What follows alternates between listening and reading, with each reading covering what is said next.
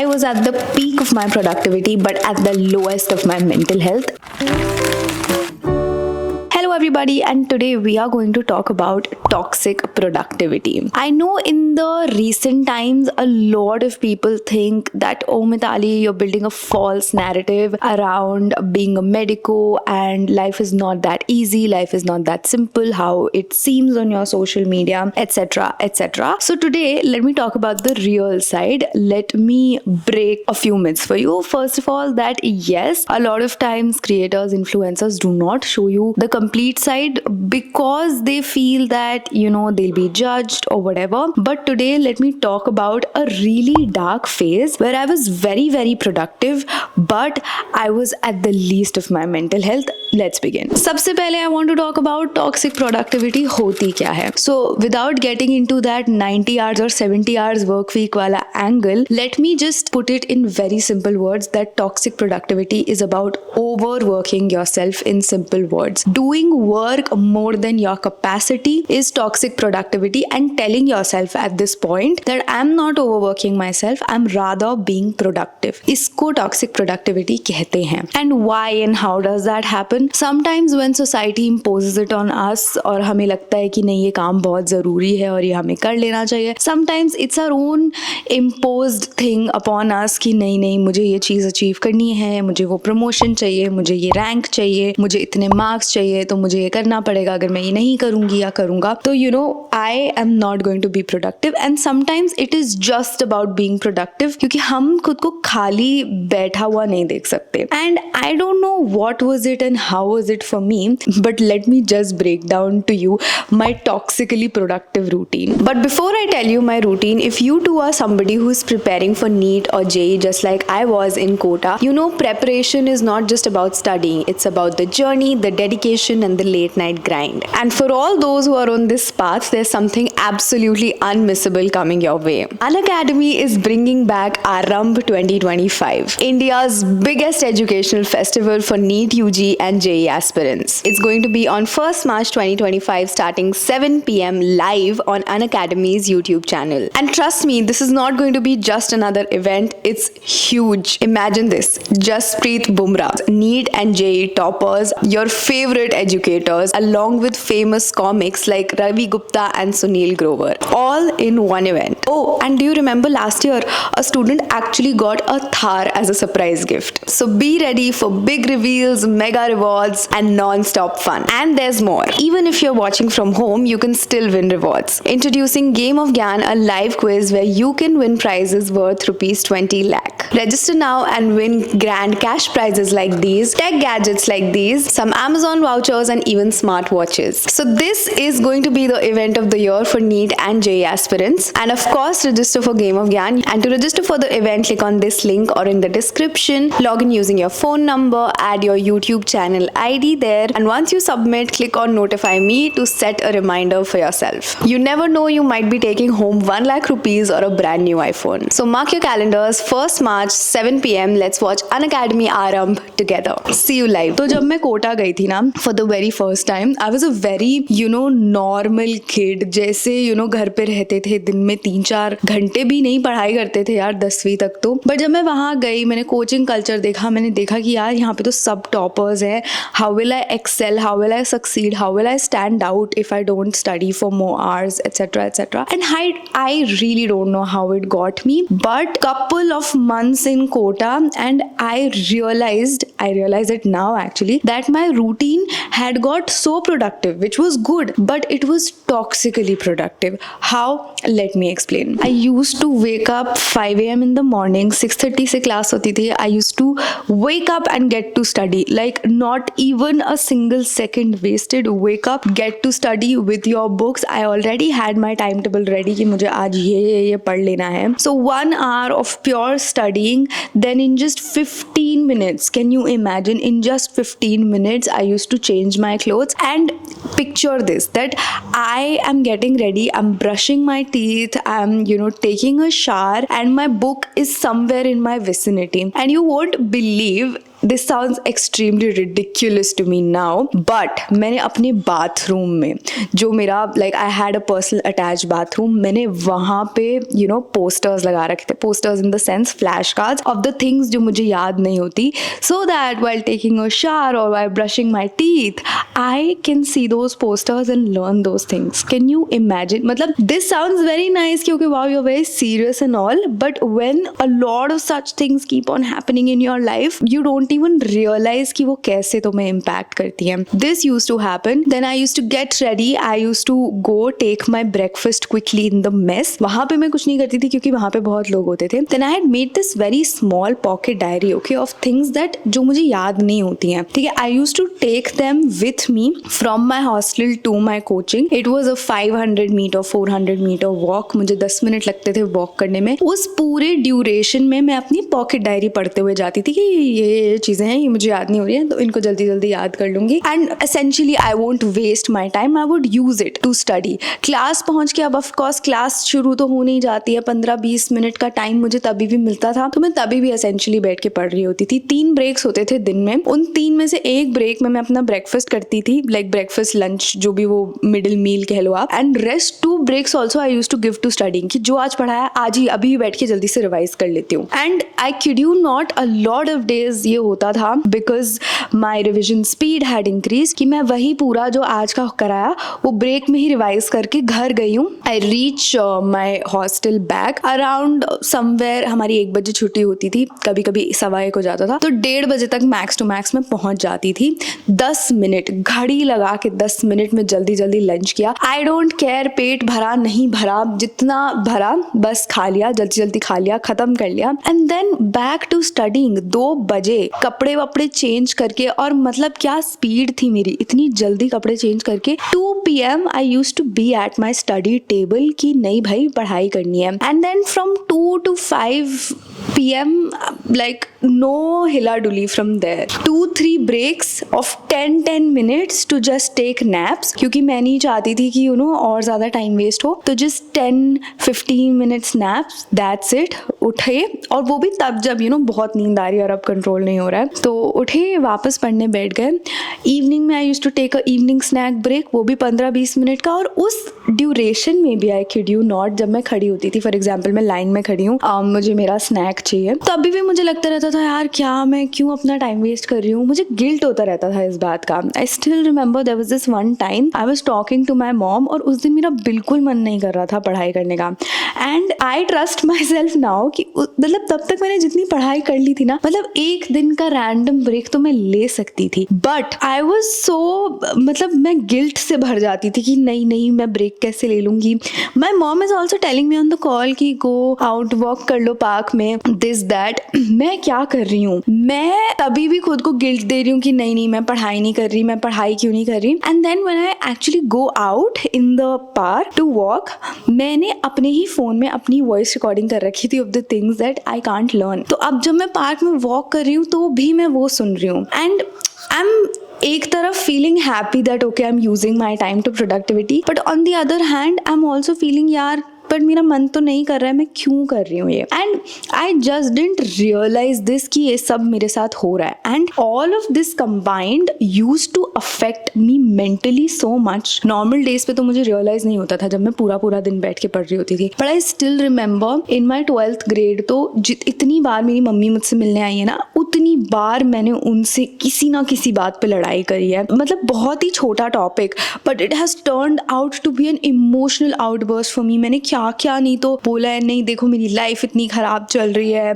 My here is falling, my weight is dropping, मुझे समझ नहीं आ रहा है. बिकॉज आप खुद सोचो 11th 12th क्लास का बच्चा, उसके कोई दोस्त नहीं है because he so damn into पढ़ाई की पढ़ाई. बट उसे बुरा भी लग रहा है कि यार मेरे दोस्त नहीं है, और बाकी जो मेरे दोस्त हैं बैक इन द टाउन वो सब इंजॉय कर रहे हैं, they are all having fun. So that kid is also filled with this feeling of jealousy. I am not on social media, so I also feel left out there कि यार क्या what am I missing out on, मेरी life से fun खत्म हो गया है.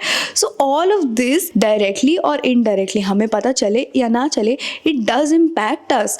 मेरी मेंटल हेल्थ उस टाइम पे इतनी ज्यादा खराब हो गई थी कि a small trigger and I can cry. जब मेरे टेस्ट में मार्क्स नहीं आते थे, because that was the only thing that I was so passionate passionately working on. तो अब इतना काम करके भी अगर मेरी एक्सपेक्टेशन से कम मार्क्स आ गए, मैं इतनी ज़्यादा अफेक्ट हो जाती थी. 2 दिन तक तो एसेंशियली शोक चलता था कि यार मार्क्स क्यों कम आए, मार्क्स क्यों कम आए. But I am still punishing my self कि नहीं, मार्क्स कम आए तो नेक्स्ट टेस्ट में मार्क्स ज़्यादा लाने हैं, तो और पढ़ाई करनी है. All in all this was my routine and this kept getting worse in the course of these 2 years to a point कि जब मैं वापस आई, I was so burnt out and thankfully, I seriously thank God, COVID बहुत लोगों के लिए अच्छा नहीं था, but मेरे लिए it came like a blessing कि जब COVID आया, I completely stopped studying. I stopped studying for 3 whole months and I am not kidding. बहुत सारे लोग ये मानते नहीं हैं जब मैं ये बात बोलती हूँ, but I didn't study. I didn't feel like touching my books. मुझे नफरत हो गई थी किताबों से. मुझे लगता था कि अब नहीं पढ़ूंगी मैं, अब हो गया है मेरा. And when I came back home, the environment also changed. Things became chiller. अब मेरे आसपास मेरे माँ बाप हैं, you know, my family is here, my sisters are here. तो मुझे भी दिख रहा था कि यार हाँ, मतलब घर का भी माहौल काफी चिल है. It's not like my hostel. It's not like कि you know there is this constant competition. I don't have to give test here. I was very very very chilled out यहाँ पे आके. एंड तभी धीरे धीरे धीरे धीरे over the course of years मैंने रियलाइज किया कि मैंने अपने साथ क्या कर लिया था उन 2 सालों में. And how I was feeling कि भाई मैं तो I am the most productive person on earth, but in turn I had done this damage to my mental health, जिसके कॉन्सिक्वेंसेज मैं कई हद तक अभी तक बेयर करती हूँ. मुझे अभी भी कई बार खुद को समझाना पड़ता है कि नहीं Mitali, it's okay to take a break, it's okay. So it gets difficult. Now my purpose of telling you this routine is no way to tell you कि यू नो ये रूटीन फॉलो करो और I am promoting this routine. I 100% do not promote it. And you might say कि but Mitali, you got your dream college, you got your dream marks, your dream rank. Yes I did, but I also feel कि अगर मैंने थोड़ा और chill होके पढ़ाई कर ली होती, शायद थोड़ी सी कम रैंक आ जाती, या चलो हो सकता है ये कॉलेज नहीं कोई और कॉलेज मिल गया होता. लेकिन I would have been happier in those 2 years. I would have not lost friends. I would have not lost people around me. And honestly, मुझे नहीं लगता अगर मैंने थोड़ी सी और चिलो के पढ़ाई कर ली होती तो मेरी मार्क्स या मेरे रैंक या मेरे कॉलेज पे कोई फर्क पड़ता. After getting into college and after talking to so many of my batchmates, मैंने ये भी रियलाइज किया है कि इतने सारे लोग मेरे कॉलेज आए हैं by doing their पढ़ाई very consistently in a very disciplined way, but इतना स्ट्रेस लिए बिना. And it was so much better for them. वो 2 साल ऑफ प्रेपरेशन, जब मैं उनके बारे में सोचती हूँ ना, मैं आज भी थोड़ी सी डर जाती हूँ. I am shaken. But for a lot of people those 2 years of preparation were nice. मजे में निकले, अच्छे निकले, क्योंकि यार हमने तो पढ़ाई भी की, पर हमने फ्रेंड्स के साथ हैंग आउट भी किया, हमने तो मूवीज भी देखी. And it was nice for us. अगर कभी हमारा मूड खराब हो भी जाता था तो हमारे पेरेंट्स थे हमारे साथ, तो दे यूज टू सपोर्ट अस और व्हाटएवर. ऐसा नहीं है मेरे पेरेंट्स नहीं थे या मुझे सपोर्ट नहीं करते, बट क्योंकि मैं हॉस्टल में रहती थी and they were not physically available for me, तो कई बार आप अकेले पड़ जाते हो. All in all what I mean here is कि it is good to be productive. I always talk about productivity, but it is worse than being unproductive to be this toxically productive is what I feel. The goal has to be to get your work done, but it also has to be to keep yourself happy. I mean, I know this comes on a little later in life क्योंकि मुझे भी पहले इस बात का कोई realization नहीं था, but now that I have, I think I can tell other people कि भाई इतना नहीं करना है. So breaking the fake narrative, this is how, you know, real life looks like. A lot of times it gets messy.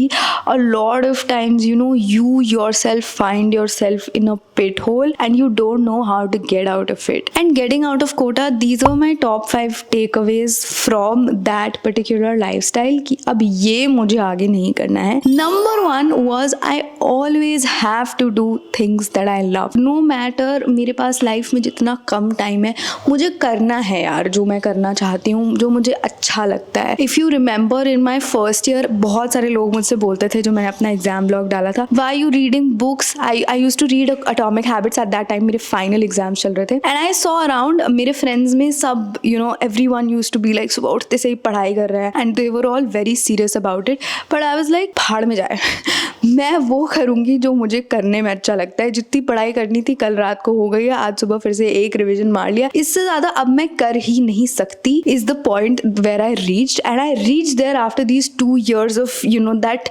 very tight lifestyle that I got my self into कि अब मुझे फर्क ही नहीं पड़ता है, ठीक है 2-3 नंबर कम आ जाएंगे कोई बात नहीं, this shouldn't get affected. That was one. Number 2 is to keep a check on how you feel every now and then. Trust me, ये बहुत ही छोटी बात लगती है, specially in the kind of society we live in, जहाँ पे लोगों को ज्यादा अपने इमोशंस के बारे में, उन्हें कैसा लग रहा है इस बारे में बात करना ज्यादा पसंद नहीं आता है. But it is extremely important. कई बार हम फील करते हैं ना कि यार आज तो मुझे बिना किसी बात के लिए बुरा लग रहा है, अभी तो कुछ हुआ भी नहीं है पर फिर भी मैं दुखी क्यों, मुझे गुस्सा क्यों आ रहा है, मैं चिड़चिड़ी क्यों हो रही हूँ. दैट इज ओनली बिकॉज हमारे सबकॉन्शियस माइंड में कोई बात है जो अटकी हुई है, वो निकलना चाहती है पर वो निकल पा नहीं रही है. ईदर बिकॉज सामने वाला शायद हमसे पूछ नहीं रहा है या हम बता नहीं पा रहे हैं, और something or the other is stopping us. तो please keep a check on your feelings. Very very simple things. Journal कर लो, just write what you feel. मुझे पता है it is not as effective as talking to someone and actively them listening to you, but बहुत फर्क पड़ता है यार. Just writing a diary is the simplest method that I can tell you to keep a check on your feelings. अब अगर आपके पास कोई accountability partner है, कोई आपका इतना अच्छा क्लोज दोस्त है, आपके पेरेंट्स हैं जो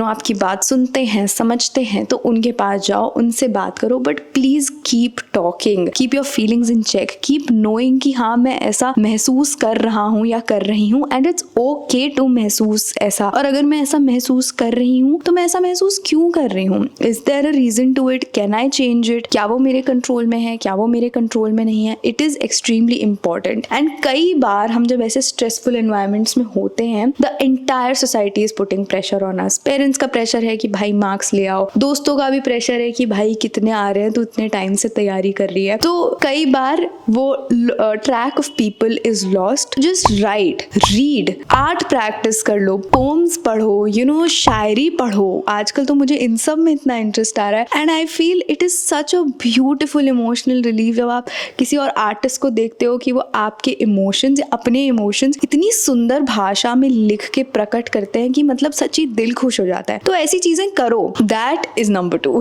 number 3 is to prioritise relationships. I know this is a very underrated advice. कोई नहीं बोलेगा, सब बोलेंगे कि भाई स्ट्रेसफुल सिचुएशंस में हो, तुम्हें प्रोडक्टिव होना है, forget about people, just focus on yourself. I have learned it the hard way that you cannot do it in the long run. 1 साल 2 साल कर लोगे, मैंने भी किया था, बट लॉन्ग टर्म ये सस्टेनेबल ही नहीं है, और मेरे अकॉर्डिंग तो ये नहीं करना चाहिए. दोस्त रखो, बना के रखो, और अच्छे दोस्त रखो. ऐसे दोस्त रखो कि जब तुम गिरो तो वो तुम्हें उठाएं, जब वो गिरे तो तुम भी जाओ उन्हें उठाने.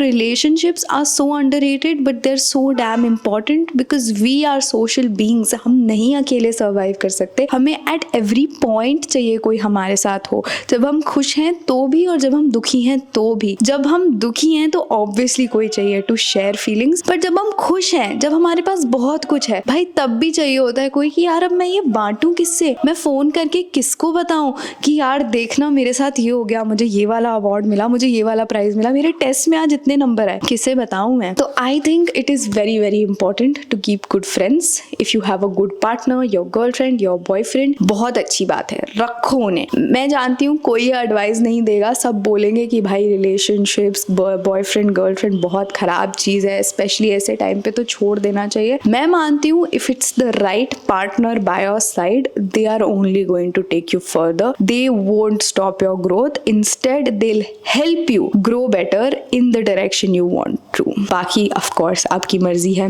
Number 4, actively waste time. मैंने अभी अपनी एक रील में भी शेयर किया था दैट अभी कुछ महीनों से I was not in a very nice phase. I was talking to a friend of mine, तो वो मुझसे पूछती है कि आज के क्या प्लान्स है. मैंने उसको सब कुछ बताया कि भाई आज मेरी टू डू लिस्ट में ये है, and then she is like हाँ ठीक है, पर तू आज अपने लिए क्या कर रही है. And I was silent for a while. I was like काम कर रही हूँ यार अपने लिए, यही है. नहीं वो ठीक है, बट तू खुद को खुश करने के लिए क्या कर रही है आज? And it makes so much sense. हम क्यों नहीं खुद के लिए टाइम निकाले? And it is as small as कि मुझे आज शार्क टैंक देखना है तो मैं 1 घंटा उसके लिए निकालूंगी. I know it is not ideally wasting time, but I am taking out that time specially explicitly for myself कि नहीं यार, मुझे आज ये करना है क्योंकि मुझे खुशी होती है तो भाई मैं तो करूंगी. It can be as simple as कि मुझे 15-20 मिनट बाहर जाके वॉक करना है क्योंकि मुझे बाहर सूरज की धूप मिलती है तो मुझे अच्छा लगता है. It can be as simple as कि मुझे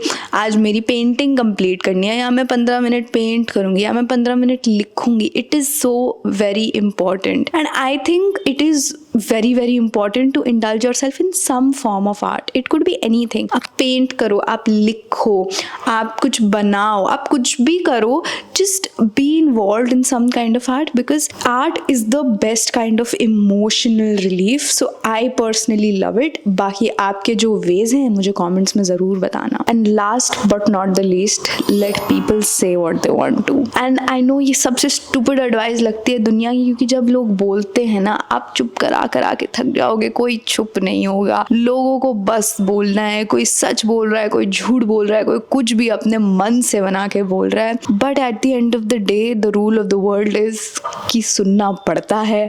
सच हो चाहे झूठ हो, सही हो चाहे गलत हो, सुनना तो पड़ता है. जब आप कुछ अपने लिए करने निकलते हो, कुछ अच्छा करने निकलते हो, सबको अच्छा तो नहीं लगता ना, सबको खुश कर सकते. तो the only thing you can do is put your head down and keep working. I know कई बार अनफेयर लगता है, कई बार ऐसे लगता है कि यार क्यों यार, मैं ही क्यों, why me. Then know that you are made for bigger and better things than this. So just keep going. Don't put your head into all of this because it is just a vicious cycle. So I hope that this video helped you a little bit, and let me know if you need more of such real talking videos where I actually talk about my learnings and where I actually quote stories from my own life. I hope that this helped you gain a little bit perspective about my real life and about how are things going really, things that I cannot really show in vlogs, things that I cannot really talk about much in real time videos. So yeah, I hope that you liked this one, and if you did, do not forget to give it a thumbs up. Tell me in the comments ki kaisa laga. Subscribe to the channel and let me know if you want to see more of this, and should we name this series something? I don't know. Let's go. I'll see you next Sunday 11 a.m. Bye.